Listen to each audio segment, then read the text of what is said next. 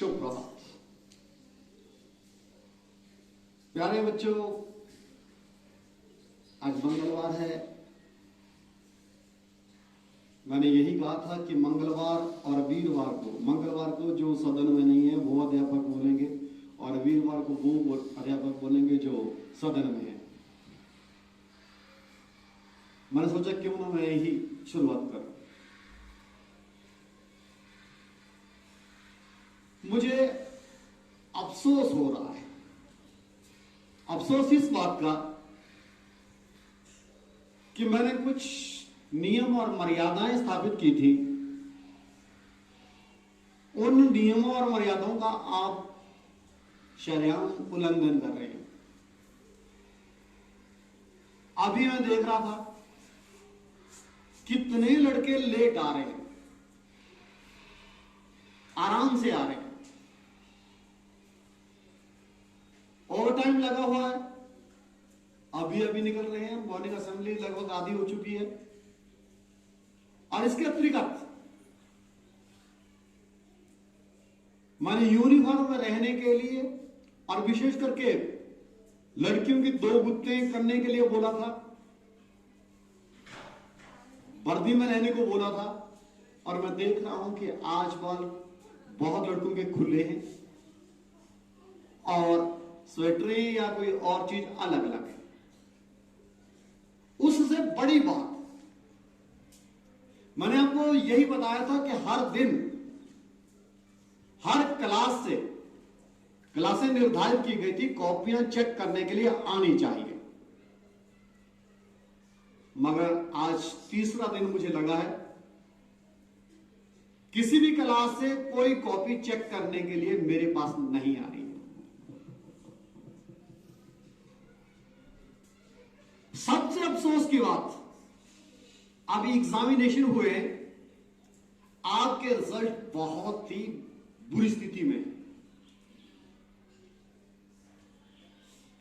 आप में से अधिकांश छात्र फेल हो रहे हैं। प्यारे बच्चों, मेरा लगभग शिक्षा जगत में 30 साल का अनुभव है, पढ़ाने का या एज ए प्रिंसिपल काम करने का।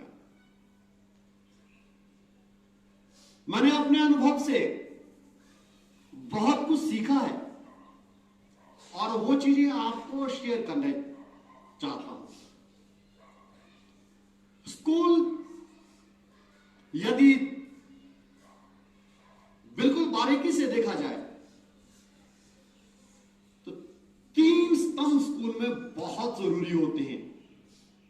पहला, बच्चे। यदि बच्चे नहीं तो स्कूल नहीं हो सकता। दूसरा, अध्यापक। यदि अध्यापक नहीं है तो बच्चों के स्कूल में आने का कोई औचित्य नहीं है। और तीसरा, प्रिंसिपल। यदि प्रिंसिपल किसी प्रकार के निर्देश न दे और बच्चों को और अध्यापकों को सुविधा न दे तो स्कूल में शिक्षा का वातावरण बन ही नहीं सकता। प्यारे बच्चों, मेरा अपना मानना है कि इंसान जिंदगी में 2 ही चीजों से सीखता है, और विशेष करके आप बच्चे हैं तो आपका सीखने का सबसे अच्छा और जरूरी समय आजकल है। ध्यान दीजिएगा, मैंने आपको बताया 2 ही चीजों से आदमी सीखता है। नंबर 1 शौक और नंबर 2 खौफ। अब शौक की बात करता हूं। जिस लड़के में पढ़ने का शौक है, जिंदगी में कुछ करने का शौक है, आगे बढ़ने का शौक है, अपने परिवार को संपन्न बनाने का शौक है और देश में अपना नाम रोशन करने का शौक है, उसे परिस्थितियां कभी नहीं रोक सकती है, चाहे वो गरीब घर से पैदा हुआ हो, चाहे वो अमीर घर से पैदा हुआ हो। यदि शौक बच्चे में पैदा हो गया है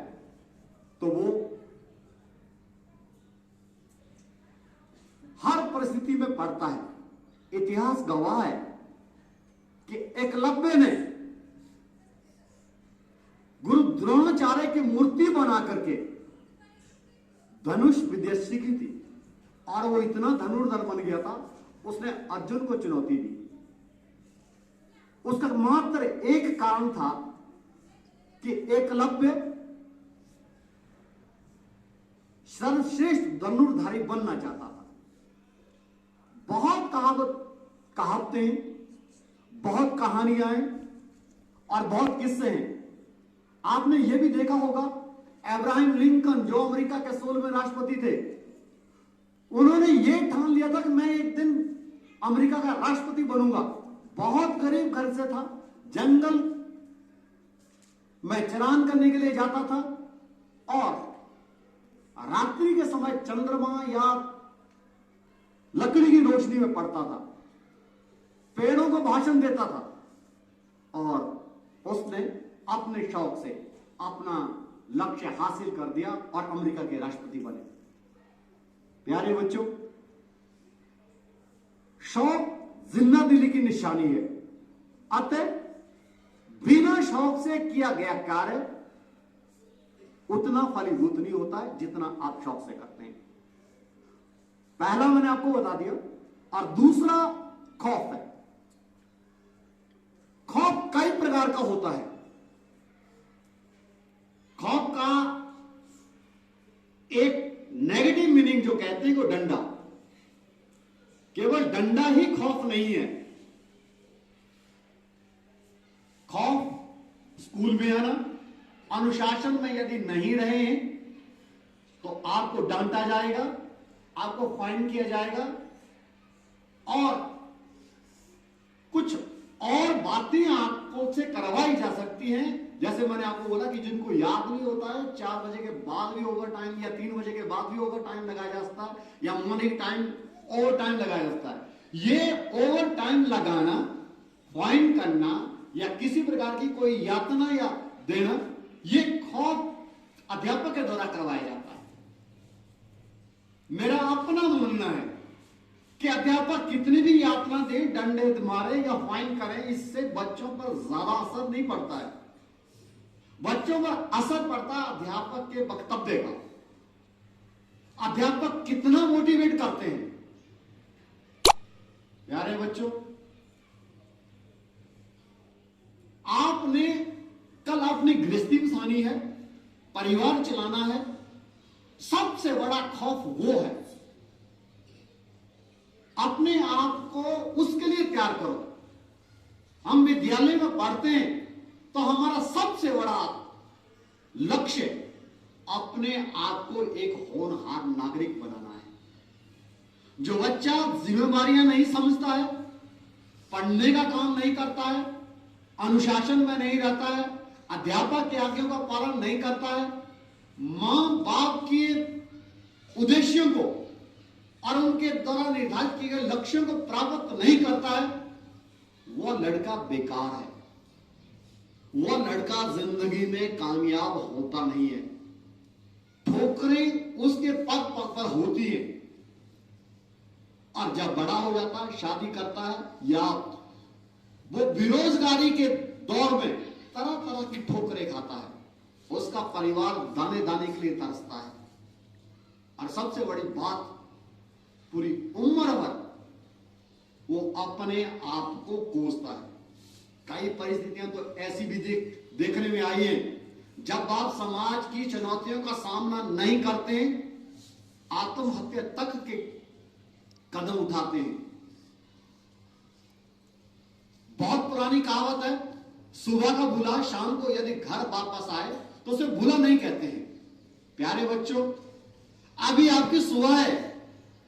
अपने लक्ष्य को पहचानिए और अपने मंजिल को टटोलिए।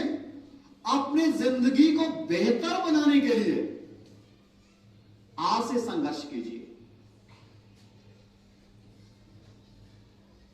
ये तो बच्चों के लिए था।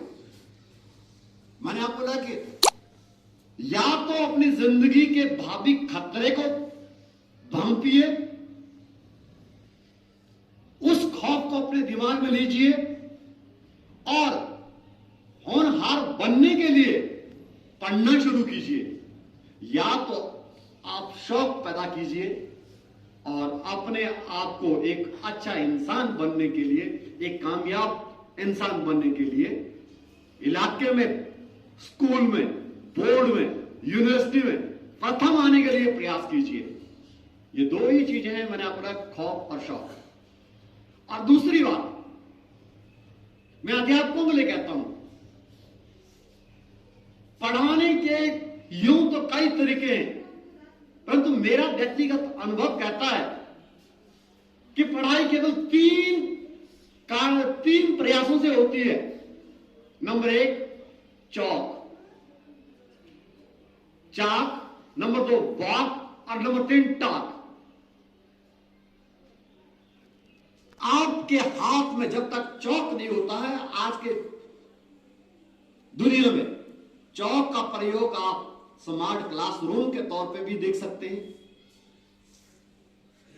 और दूसरा वॉक, जब आप पढ़ा रहे हैं तो पूरी क्लास में यदि आप नहीं घूम रहे हैं, एक चेयर के ऊपर बैठ रहे हैं, आप ये नहीं भांप सकते कि बच्चा कितना पढ़ रहा है। और तीसरी बात है टॉक।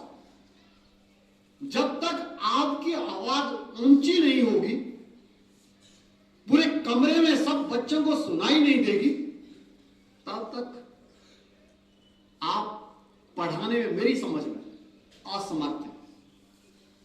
आप अपनी नौकरी से नाइंसाफी कर रहे हैं। खेत की बात है कि क्लासें हमारी बाहर लगी होती हैं, मगर मैंने न किसी क्लास में चौक देखा और न ही वॉक देखी। अक्सर टीचर एक चेयर पर ही ज्यादातर बैठे नजर आते हैं। और तीसरी बात टॉक, ऊंची आवाज भी कम होती है।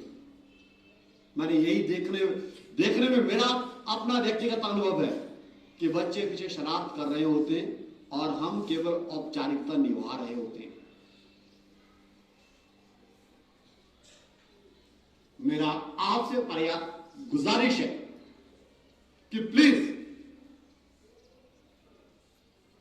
हमारी स्कूल में कम से कम 4 मैंने स्मार्ट क्लासरूम बनाए हुए हैं। पूरा सिलेबस वहां है।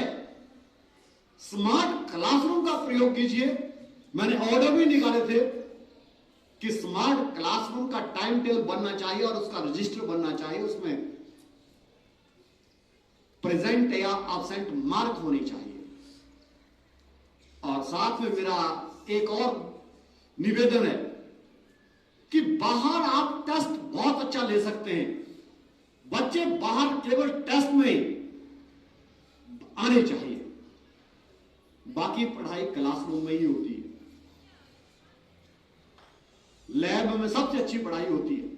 कहावत भी है, जब आप सुनते हैं तो बहुत कम सीखते हैं, जब आप देखते हैं तो आप ज्यादा सीखते हैं, और जब आप खुद पढ़ाते हैं या खुद करते हैं तो आपको बहुत ज्यादा मेहनत करनी पड़ती है, सीखना पड़ता है।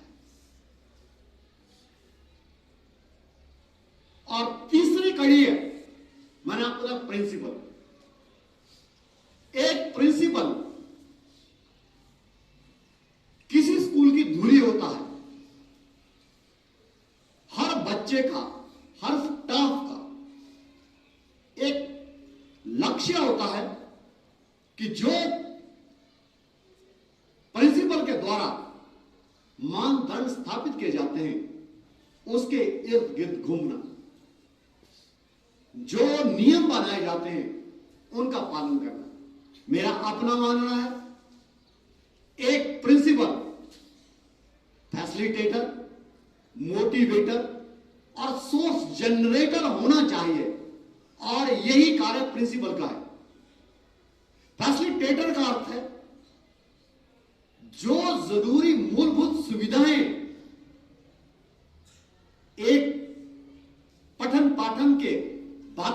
बनाने के लिए उनको बच्चों को और अध्यापकों को देना प्रिंसिपल का सबसे पहला कार्य है।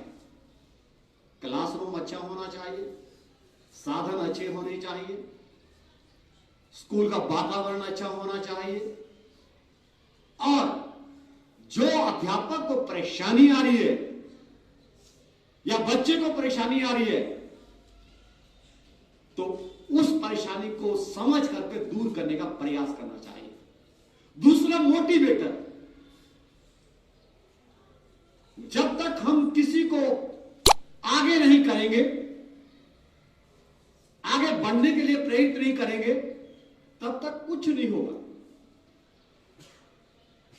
यदि 10 आदमी प्रयास कर रहे हैं, 10 आदमी प्रयास नहीं कर रहे हैं, तो मेरी समझ में जो 10 आदमी प्रयास कर रहे हैं उनके प्रयास भी असफल होंगे।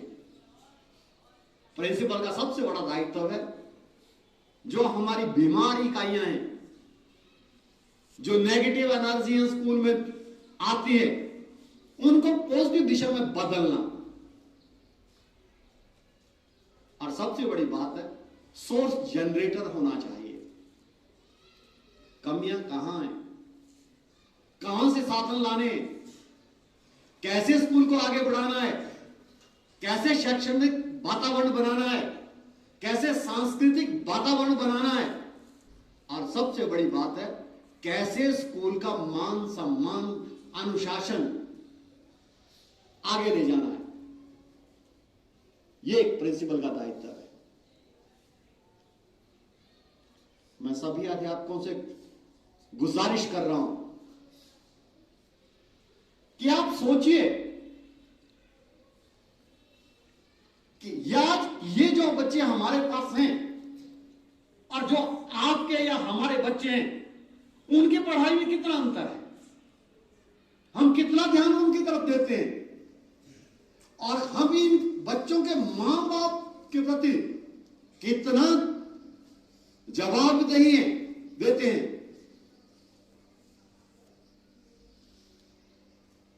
हमारी जागरूकता हमारे समाज का दर्पण है। कहावत भी है, अध्यापक कभी साधारण नहीं होता। एक समाज का उत्थान और एक समाज का पतन सब अध्यापक पर निर्भर करता है। यदि अध्यापक जागरूक है तो बच्चा बहुत आगे प्रगति करता है। यदि अध्यापक नजरअंदाज करता है, बच्चे को मोटिवेट नहीं करता है, उसकी गलतियों पर नहीं टोकता है, तो संभावित तौर से बच्चा जिंदगी की दौड़ में बहुत पिछड़ जाता है। प्यारे बच्चों, मैं ज्यादा ना आपका समय लेते हुए आपसे हाथ जोड़कर विनती कर रहा हूं, अपने भविष्य के बारे में सचेत हो जाइए। जो प्रश्न नहीं आते हैं अध्यापकों से पूछिए, और अपने आप जितनी भी आपकी कमजोरियां हैं उनको पहचानिए। स्कूल में जो वातावरण बनता है उतना पढ़ाई का वातावरण कहीं नहीं बनता।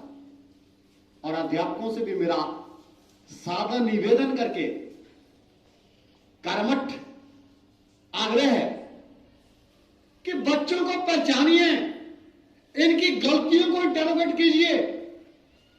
मैंने पहले बोला कि हर दिन जो काम है वो कॉपियों में दिया करो,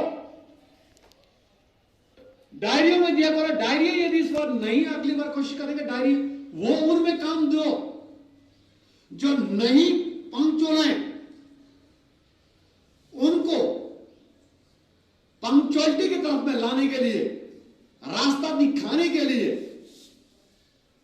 उनको इंटरोगेट करो, उनके पेरेंट्स तक पहुंचने का प्रयास करो।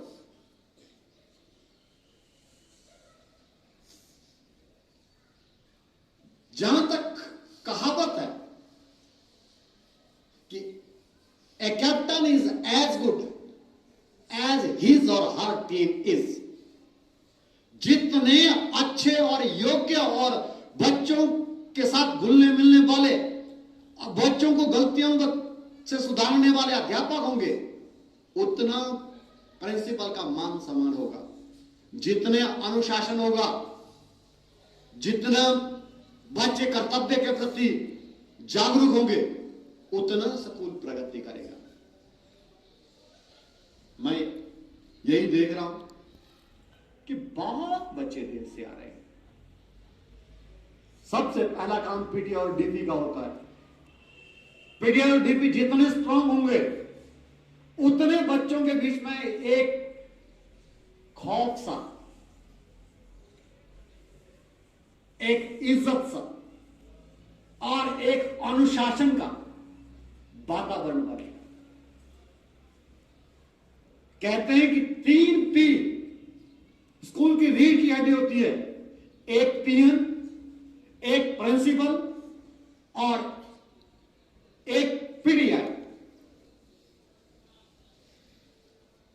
प्रिंसिपल नियम बनाता है, पीडीआई और डीपीस अनुशासन की तरफ सक्रियता से बच्चों को लाते हैं और पीएन पूरी संपत्ति की देखभाल करता है। मैंने पहले भी गुजारिश की थी, मैंने कुछ सपने देखे हैं, मगर मुझे सपने साकार होते हुए नजर नहीं आते। मेरे अरमान टूट रहे हैं, विवश कर रहे हैं मुझे बोलने के लिए। आपकी उद्दंडता, आपकी अनुशासनहीनता और आपकी कर्तव्य विमुखता मुझे एक प्रकार से आत्मग्लानि की तरफ धकेल रही है। प्यारे बच्चों, आप समाज में रहते हैं, आपने देखा होगा केवल वही व्यक्ति महान बनते हैं जो नियम से चलते हैं। मेरा दायित्व आपको कहना है, आपको समझाना है। मुझे गीता का एक श्लोक याद आ रहा है, सर्वधर्माणां परित्यज्य मामेकं शरणं व्रज अहं त्वं सर्व पापेभ्यो मोक्षयिष्यामि मा शुच। अर्थात सब पाप पुण्य कर्म धर्म सब इनको त्याग कर तू निष्पक्षता से कार्य करता हुआ कार्य के फल को, अच्छे या बुरे को, पाप या धर्म को